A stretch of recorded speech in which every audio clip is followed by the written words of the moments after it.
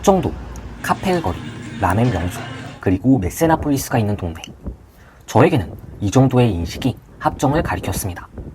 합정동은 서울 마포구에 위치한 동네로 홍대 입구역과 가깝습니다. 해서 젊은 사람들과 예술가들이 사랑하는 활기찬 지역입니다.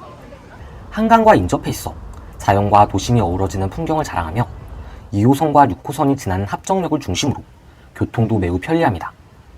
한편으로 오래된 주택가와 골목 상권이 남아있어 현대적인 매력과 옛 정취가 공존하는 곳입니다. 문화와 예술, 상업과 주거가 조화를 이루는 서울의 매력, 합정을 이야기합니다. 합정의 랜드마크, 메세나폴리스입니다. 행정구역상으로는 서교동이지만 합정역과 붙어있어 이곳을 방문하는 분들은 놓칠 수가 없는 존재감을 보여줍니다. 메세나폴리스라는 이름은 프랑스어 메세나와 도시를 뜻하는 그리스어 폴리스의 합성어입니다. 메세나는 기업이 예술과 문화를 후원하는 활동을 의미합니다. 즉, 메세나폴리스는 예술과 문화를 후원하는 도시라는 의미를 담고 있습니다. 2012년에 준공된 세계동의 주상복합 아파트입니다. 최고 39층의 마철루입니다. 저는 이 아파트를 보며 비슷한 시기에 지어진 부산의 해운대 아이파크가 떠올랐습니다. 도시의 하늘을 비추는 커튼월이 인상적이며 아름답습니다. 또 강남의 타워팰리스와도 공통 분모가 많습니다. 최고급 주상복합이라는 점과 고급 이미지를 떠올린다는 점에서 그렇습니다. 항상 합정동을 거니며 멀리서만 보았지 이렇게 진입해본 것은 처음입니다. 상가의 밀도가 높습니다. 옷가게부터 카페까지 없는 것이 없습니다. 심지어 영화관까지 자리합니다. 단순히 다양한 콘텐츠가 있을 뿐 아니라 미적 가치와 휴먼 스케일을 반영했습니다. 쇼핑몰의 동선이 잘 짜여져 있습니다. 원형으로 되어 있어 시야가 넓고 걸음에 따라 달라지는 시선에 재미가 더해집니다. 가운데는 뻥 뚫려 있어 상하 자유가 확보되며 개방감이 훌륭합니다. 규모를 축소해 놓은 백화점이나 아울렛입니다. 외관으로는 고급스러운 석재를 활용하여 유럽풍의 미적 요소까지 채웠습니다. 마치 중세 유럽의 거리를 걷는 듯 이국적입니다. 합정역 초역세권인 만큼 날씨에 구애받지 않고 지하철로 바로 이동할 수 있는 연결로도 갖추고 있습니다. 고급 아파트의 상징인 은행의 프리미엄 사교센터도 눈에 띕니다. 프라이빗한 이 아파트는 진입로가 확실히 분리되어 있습니다. 철저히 통제되어 있습니다. 실제로 가로막혀 있는 인상이 호텔처럼 강했습니다. 가드분도 상주에 계십니다. 지하주차장도 입주민과 상가 이용객들의 통로가 확연히 다릅니다. 49평부터 97평까지 대형 평수로만 이루어집니다. 최근 60평대가 24억 8천에 거래되었습니다. 분명 고급 아파트이고 프리미엄 주거시설이지만 가격만 봤을 때는 예상보다는 낮았습니다. 실제로 살펴보니 상승폭도 제한적이었습니다. 2012년 16억 8천에 거래되었습니다. 13년간 상승률은 약 47%입니다. 한편 도곡동 타워팰리스는 같은 시기 16억 3,200에 거래된 이력이 있으나 25년 2월 52억에 등기를 기록하며 약 218% 상승했습니다.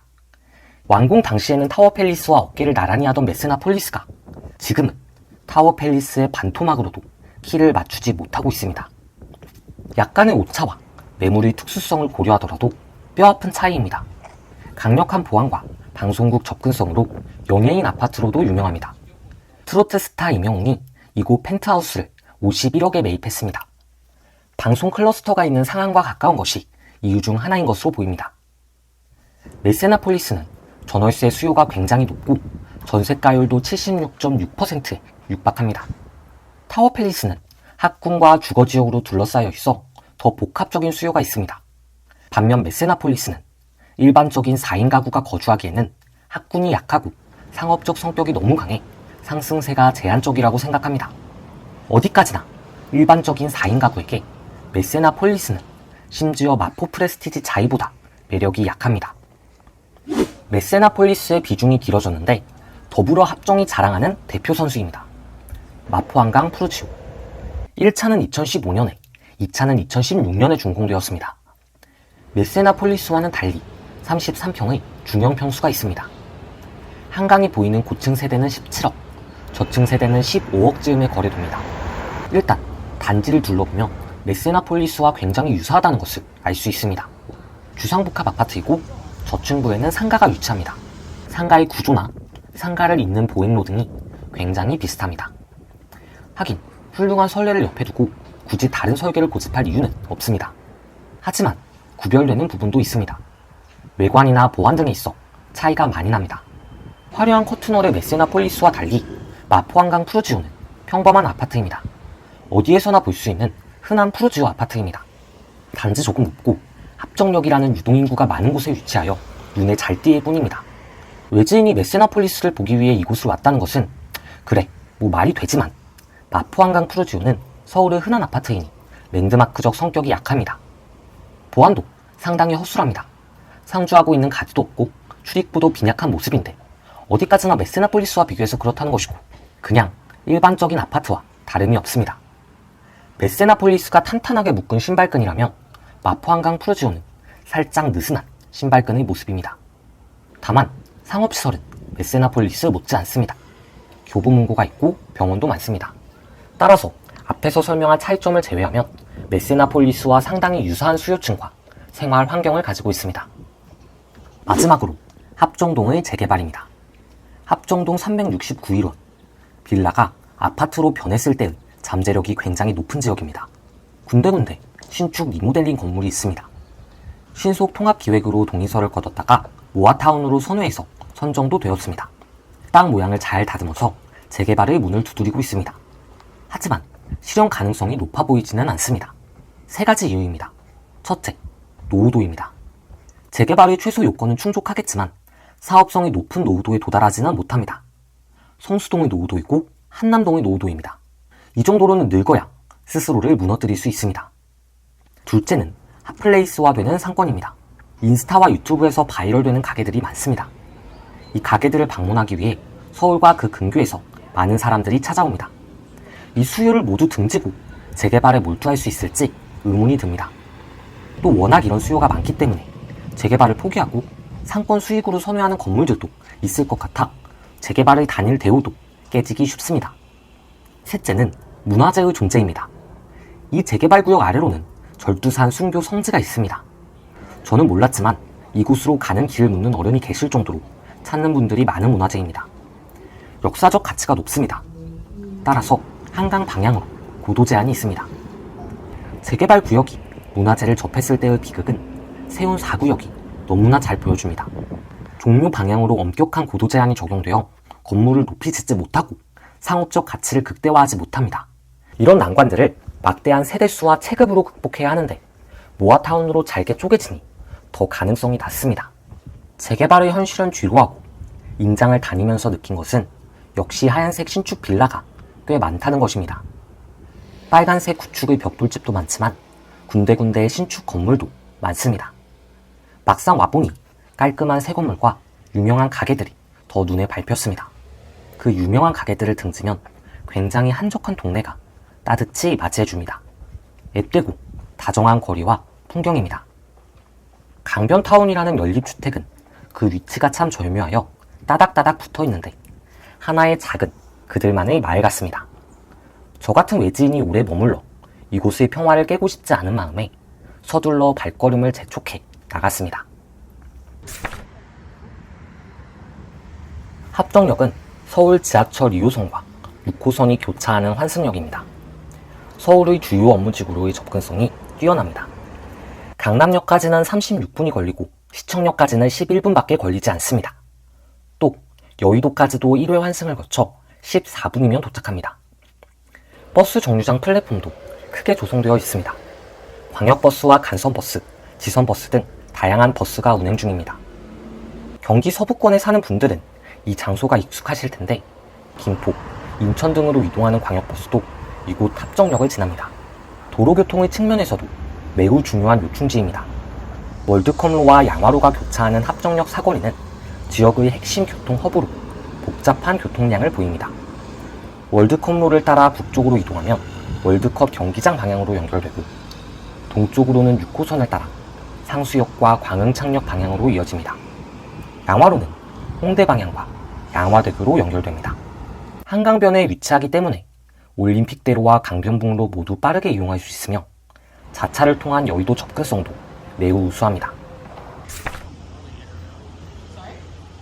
제가 기억하는 합정동은 카페와 술집, 20살과 21살 무렵에 많이 마시고 다녔습니다. 합정동은 독특한 문화적 정체성을 가진 상권이 발달해 있으며 홍대 상권과 연결되면서도 차별화된 분위기를 유지하고 있습니다.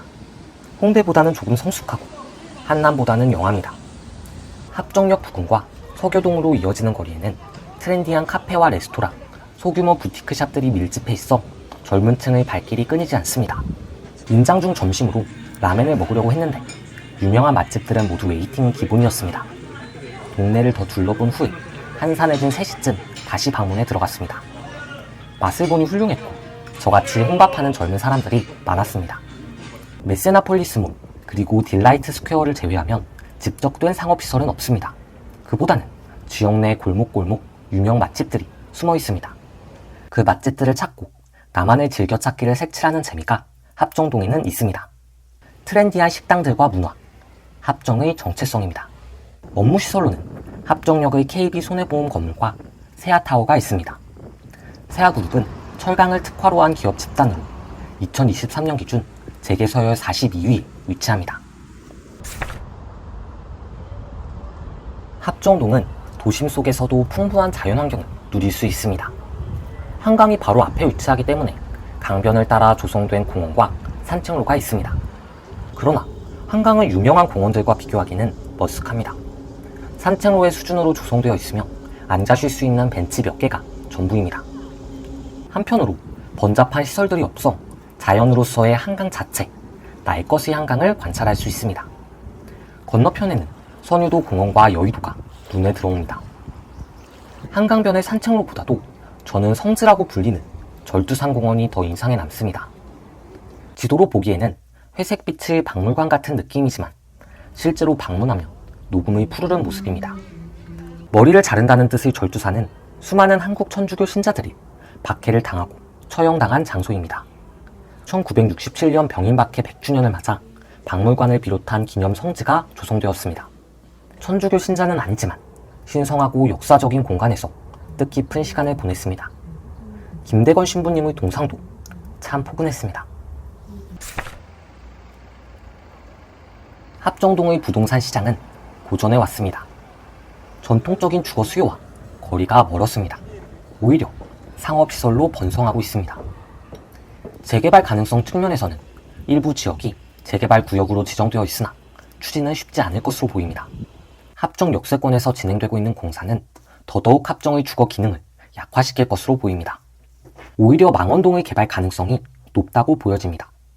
망원동의 개발이 완료되고 나면 서울 서부권의 핵심 문화 상업 지역으로서의 위상이 더욱 공고해질 것으로 전망합니다. 서마포와 동마포를 잇는 핵심적 위치에서 마포의 전성기를 지탱한 뼈대입니다. 연예인들의 합정, 문화적 다양성의 합정, 훌륭한 교통의 합정, 자연환경과 역사와 종교의 합정, 단순히 부동산 가치로 환산하기에는 다양한 라이프 스타일이 융합된 포용력 있는 동네입니다. 이것으로 합정의 임장을 마칩니다. 시청해주셔서 감사합니다.